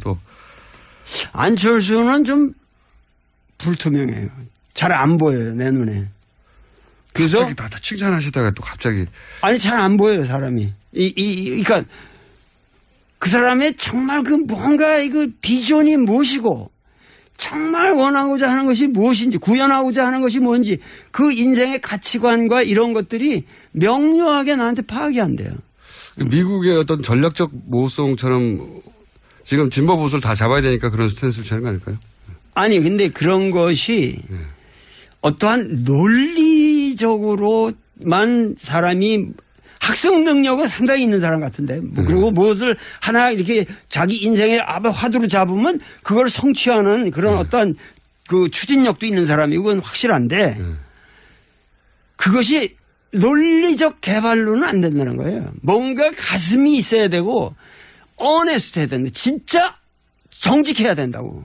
에? 근데 그게 이렇게 탁 팡샤 불교 용어로 뭘 이렇게 탁 놓고 있는 게 없어요. 항상 뭘 꽉 쥐고 있는다 하고 뭔가 베일에 깔려 있고 그래서 나는 조금 그리고 이런 목소리 같은 것도 요즘 최근에 진화해가지고 여러분 막 이렇게 되는데 난 그런 거는 영 마음에 안 드는 부분이고.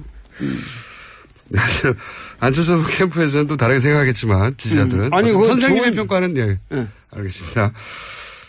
예상과 다른 평가 계속 나오고 있습니다. 바른정당 유승민 후보는 어떻게?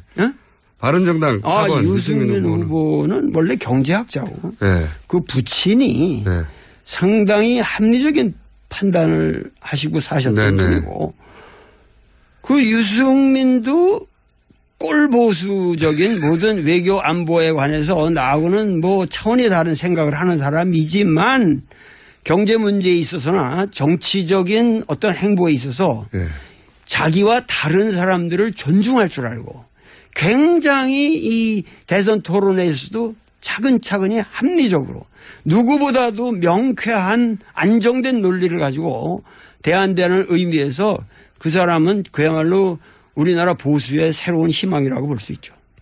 기대를 하시는군요. 자, 마지막으로 5번 심상정 후보에 대해서는요. 심상정이라는 사람은 대학교 시절에 서울대학교에서 여학생회를 그 사람이 만들었잖아요. 그렇죠. 그래가지고 그 회장을 스스로 했고 그러면서 그 졸업하자마자 구로공단에 그 위장 취업해가지고 동맹 파악을 유도했고 그리고 25년 동안 계속 도발이 인생을 거치면서 오늘날까지 우리 사회에 심상정과 같은 존재가 있다는 것에 대해서 우리는 정말 감사해야 됩니다.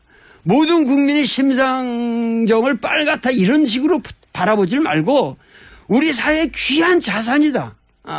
그야말로 그 홍석현 회장이 언젠가 그 사회적인 통합을 얘기하면서 어느 누구 정권이 들어서도 그야말로 노동부 장관만은 심상정의를 시켜야 되고 노회찬 같은 사람이나 이런 사람들을 노동부 장관으로 시켜서 노동 문제를 다루게 해야 되지 않느냐. 난 이 말을 정확하게 되짚고 싶습니다. 시간 가는 줄 모르고 정말 빨리 지나갔습니다. 저희가 혹시 선생님 대선 전에 한 번 더 모실 수 있을까요? 잘 안 나오시니까 집에서. 한 번 더 하죠 뭐. 너무 감사합니다. 오늘 여기까지 하겠습니다. 지금까지 이 시대의 석학, 사상가, 도울 김영우 선생님이었습니다. 감사합니다. 네, 감사합니다. 네. 아, 또 떨어졌어. 너 또 입사 시험 봤어? 아니, 차량용 핸드폰 거치대 말이야. 여러 개 사봤는데 실패의 연속이야. 떨어지고 시야 가리고 운전석에서도 멀고 뭐 좋은 거 없을까? 싼 것만 찾으니까 그렇지. 제대로 된 거 하나 사서 편리하게 쓰는 게 더 낫지. 그런 게 있어? 그럼 있지. 1, 2, 3 할 때 2. 힘 세다 할 때 힘. 2 힘. 2 힘? 2배로 힘이 세다는 건가? 네이버 검색창에 2 힘을 검색해보세요.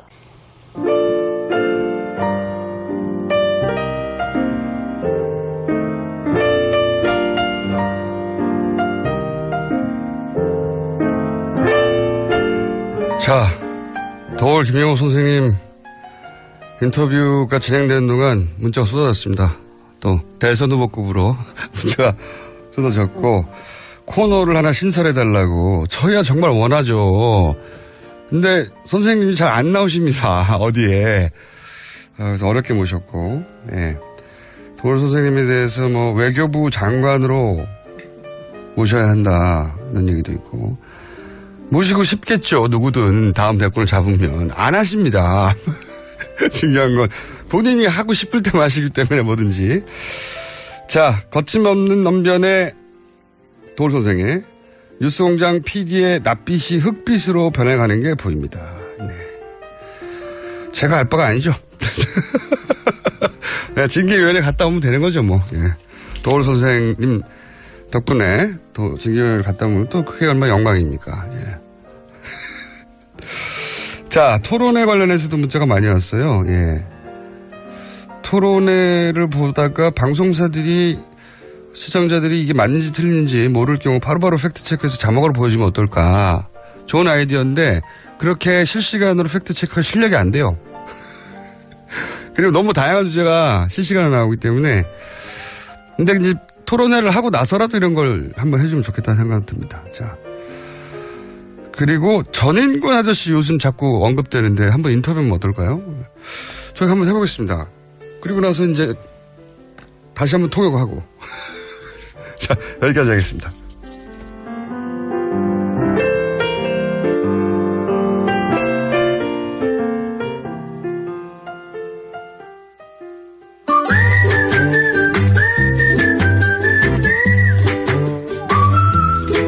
자, 오늘은 그냥 김재 박사님이라고 할게요. 수식을 빼고. 예. 네. MIT 얘기 빼고. 또. 자, 아무래도 이제 유권자의 한 분이시니까, 도울 선생님도 방금 토론회에 잠깐 하고 왔는데, 토론회 보셨어요? 아, 지난번에 봤어요. 아, 재밌대. 어제는요? 아니요. 그러니까 지난 밤에 봤다고요. 어제. 네. SBS 토론 형식보다 어저께가 조금 못했습니다. 못했어요. 예. 못했고, 그 다음에는 이제 저는 두 가지. 일단은 스탠딩을 하고 있는지 없는지 나는 하나도 관심이 안 보이고. 그러니까 스탠딩을 그리고 스탠딩을 해가지고 5사람을 딱 카메라에 잡으니까 망부석처럼 그냥 서 있잖아요. 그러니까 다이나믹이 전혀 안 보여서. 상반신만 보이는 스탠딩이 무슨 의미냐. 글쎄 말이죠. 네. 하다못해 허벅지라도 보여주죠. 게다가 어떻게 서 있나라도 뒤에서 보이시던가. 그다음에 그 총량제 네. 발언 총량제. 그것 때문에 이게 막 헷갈리더라고요. 나중에 혼자서 막 발언하는 사람들도 있고 그게 하여튼 굉장히 산만했습니다. 그게 토론의 애초에 취지를 못 살린 게 아닌가. 네. 예. 모든 후보가 다 만족스럽지 않았을 것 같아요. 그리고 다리도 무지 아팠을 거예요. 어저께 사실 하도 집중들을 하시느라고 5 후보들이 전혀 뭐 그때는 아프지 않았겠지만 나오면 어저께 심상정 후보가 자기 무릎 아팠다고 그러던데 왜냐하면 원래요. 네. 원래 이게 우리가 바깥에 나가서 시위하거나 그럴 때도 걸어 다니면 안 아파요. 맞습니다. 가만히 서서 이거 피켓 뜨는 게 제일 힘든 거거든요. 그러니까요. 네. 그래서 더군다나 카메라가 계속 비친다고 생각하니까. 네. 그러니까 뭐 흩어내지도 못하고. 그러니까 하여튼 어저께는 스탠딩 토론의 이 정수를 보여주지는 못했습니다. 스탠딩이라는 게 그냥 서 있는 게 중요한 게 아니고 서서 왔다 갔다 하고 자유롭게. 왔다 갔다 하고 자유롭게. 아니 오히려 지난번에 SBS 토론에서는 사람들이 이렇게 나왔다 들어갔다 그렇죠. 하는 그런 모습만으로도 저 장면 걸음걸이가 뭐 무릎이 좀 휘었네 뭐 이런 것 같은 것도 보이고 뭐 이랬는데 이번엔 그런 것도 없고 좀 그랬습니다. 제자리 토론이었습니다. 그러니까 제자리 서 있는 토론이 아니라 그냥 제자리. 네. 스틸 토론. 그러니까 스탠딩이 아니라 스틸 토론에 가까웠다. 그 형식적인 측면에서 좀 아쉬웠고. 끝까지 보고 있으니까 재미도 이게 없다. 아유, 내가 토론회를 그런 식으로 진행하면 사람들이 안 보게 돼요. 글쎄 말이죠. 앞으로도 4번이나 남았는데, 저는 좀 재밌길 바라. 첫 번째 토론은 꽤 재밌었어요. 그러니까 짧은 시간에, 상당히 짧은 시간에 자기 장점들이나 단점들이 잘 드러나는 토론이었는데, 어제는 그런 게 없어가지고. 글쎄요. 굉장히 아쉬웠습니다, 저도. 중요한 몇 번 남지 않은 기회인데, 다음 선관위가 주관하는 토론회는 좀 형식적인 고민을 좀 많이 했으면 좋겠어요. 글쎄 말이에요. 근데 그리고 이거 한 가지는 제가 어저께는 확실하게 박근혜는 도저히 저거는 못 견뎠겠구나. 그거 한 가지는 확실했습니다. 2012년에 그런 식으로 했다면 박근혜 후보가 피해를 많이 받겠죠. 그랬겠습니다. 질문이 그때는 사실상 질문이 노출됐었고 그리고 정해진 시간만 왔다 갔다 했기 때문에. 글쎄 말이죠. 근데 이제 그렇게 끊임없이 몰아댔으면. 그러니까 이게 어저께 하여튼 서로 몰아대는 거 저는 좋아 보이더라고요. 아니 뭐 대통령 되면 다 그렇게 어차피 몰아침을 당할 텐데 그거 좋은 거죠. 저기 몰아침을 당한 분도 좋다고 생각하십시오. 그거 좋은 겁니다. 네, 알겠습니다. 자, 토론 얘기 그렇게까지 하고 자, 우리 이제 도시 이야기 대선과 관련해서 도시 이야기로 오늘 주제가 잡히는 게 뭐예요? 아니, 제가 이제 그 개발 공약 가지고서 쭉 얘기를 한다고 얘기했는데 마침 이 세종시 문제 가지고는 아주 요번에는 5 후보가 다 얘기를 다 했고 세종시는 그리고 국민들도 좀 알아야 될 필요가 있고 그래서 제가 오늘 들고 나왔습니다. 세종시. 사실은 이제 지금 요번에 공약이 나오는 거는 행정 수도를 완성하느냐 아니냐 이거 가지고서 주로 얘기를 하는데 제가 이제 요거부터 먼저 뭐 시간은 없지만 그래도 이 세종시라고 하는 게 사실 역사적 우리 도울 선생님 말 맞다나 역사적으로 세계사적으로 굉장히 흥미로운 사실은 저 과제 이게 도시라는 측면에서뿐만이 아니라 이게 뭐냐면은 도시계획 전문가로서 굉장히 흥미로운 주제시죠. 아니 도시계획 전문가로서뿐만이 아니라 이거는 사회적으로 봐도 굉장히 흥미로운 겁니다. 일단은요 이렇게 공약으로서 세상에 등장하는 도시가 잘 없습니다. 근데 이게 공약으로 등장을 했고. 제가 알기로는 행정도시, 수도의 기능을 분할한다는 건 오래된 얘기 아닙니까? 보통은 사실은 이제 뭐 이렇게 돼요. 굉장히 이제 세월이 막 바뀌거나 아마 전쟁 후라든가. 뭐 독일에서 본이 행정적인 수도 역할을 하고 뭐 베를린이 정치적 수도 역할을 하고 그렇습니다. 경제적 수도 역할을 또 다른 곳이 하고 뭐 이런 식으로 오랜 세월을 거쳐서 이제 도시가 그런 기능을 가져버린 것하고. 그러니까 이거는요 정말 좋아하는 게 노무현 후보가 행정수도 이전을 공약으로 만든 것 자체가 엄청나게 대담한 계획을 갖고 그거 있습니다. 맞습니다. 이거는 충청권의 표를 모으는 것뿐만이 아니에요. 사실은 이거 자체가 사실 몇 년 남지 않은 동안에 우리의 국토에 대한 생각을 다시 만들겠다라고 하는 그리고 권력 구조에 대해서 좀 다시 만들겠다라고 하는 굉장히 대담한 건데 그게 먹혔다는 게 저는 너무 신기하고요. 그다음에 두 번째는 당신은 근데 당신은 굉장히 이거 화제가 됐죠. 화제가 엄청나게 됐죠. 그때는 화제가 되고 이게 무슨 의미인지 정확하게 받아들인 분들이 많다기보다는 뭐랄까요? 저렇게도 될 수 있나? 네. 뭐 요 정도 수준에서. 글쎄요. 근데 그렇게 이제 대통령이 되고 난 다음에 그다음에 제가 또 신기하게 생각을 하는 게 그때가 여소야대였거든요. 국회가. 그런데 이 법이 다 통과가 됐습니다. 행정수도 이전법이나 이런 게 다 통과가 됐다는 것도 신기한 일이에요. 근데 그다음에 더 신기한 거는 이게 위헌 소송이 갔죠. 그렇죠. 위헌 소송이 가가지고 이거 위헌이다. 그렇죠. 라고 했습니다. 아마 헌법재판소로서는 박근혜 탄핵 이후로 아마 두 번째로 가장 중요한 아마 판결이었을 거예요. 당시에. 근데 그것도 지금 문제가 되고 있는 게 그때 근거가 관행적인 관습법. 관습적. 서울이 수도라고 하는 건 관습법이라는 걸 어겼다고 하는 아주 희한한 논리를 가지고 했어요. 근데 그 다음에 또 재밌는 거는 그래서 저는 노무현 대통령 참 웃기는 게 거기서 포기 안 하고 다시 행정 중심 복합 도시라는 거를 또 가지고 또 사실상 비슷한 사실상 비슷한데 전부가 내려가는 게 아니라 일부가 내려간다. 그렇죠. 그리고 국회하고 청와대는 안 간다. 뭐 이것만 가지고 했는데 그게 또 국회에서 통과를 시켰습니다. 그래가지고 했습니다. 근데 그 다음 선거에 나온 사람 누가 있습니까? 이명박. 이명박은 자기가 그거 다 지키겠다고 그랬습니다. 그런데 안 지켰어요. 윤석열 전 대통령은 행정수사에 관해서 한 게 없어요. 아니요. 그러니까 처음에 할 때는 나 이거 행정수사라는 건 굉장히 좋은 거니까 행정중심 실제로 한 게 모든 걸 다 했는데 아니 한 게 없는 게 아니지. 이거 다 잊어버리셨어. 관심이 없어 이건. 이건 뭐냐 하면 기억에 남는 게 없어요. 왜냐하면 행정중심 기능을 그만큼 거기 집어넣지 않고 그거를 과학도시로 바꾸겠다고 그랬습니다. 그렇죠. 맞습니다. 근데 이거를 모르시는 게 이거 굉장히 중요한 게요.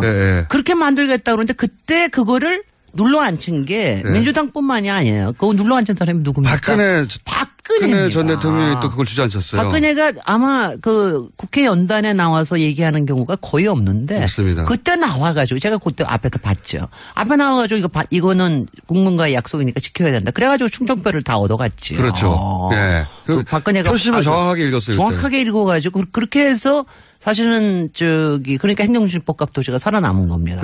안 그랬으면 다 과학도시나 뭐 이쪽으로 해가지고 산업 쪽으로 갔을 거예요. 그래가지고 했는데 이번에 다시 또 대선에 이게 이제 다시 얘기가 나오는데 후보들이 각각 다 근데 제가 너무나 신기한 게 우리가 이제 시작한 지는 15년 됐고 처음 공약하면서 그리고 지은 지는 이제 딱 올해가 10년이에요. 이제 제가 10년인데 야, 세월이 이렇게 바뀔 수가 있나. 정말. 다들 그걸 적극적으로. 긍정적으로. 근데 이것도 또 재밌어요. 그러니까 경선에서 다 떨어진 사람부터 제일 먼저 적극적으로 나왔습니다. 그러니까 가령 이거 그냥 팩트입니다. 남경필 경기도지사가 제일 먼저 들고 나왔고 안희정 도지사는 당연히 들고 나왔고. 당연하죠. 당연히 들고 나왔고. 그래가지고서는 그다음에 나머지는 다 받아들인 셈이에요. 그래서 지금 후보들도 다 긍정적으로. 그런데 이제 저는 사실은 제일 적극적인 사람이 홍준표고요. 두 번째로 적극적인 분이 안철수고 세 번째로 적극적인 사람이 문재인입니다. 거꾸로. 근데 오히려 그렇습니다. 그러니까 되게 이것도 재밌는 현상이에요. 그리고 이제 유승민하고 심상정 후보는 아직 좀 더 토론을 해봐야 된다라는 거를 조금 신중하게, 그러니까 적극적이긴 하지만 조금 더 신중하게 봐야 된다라고 하는 건데요.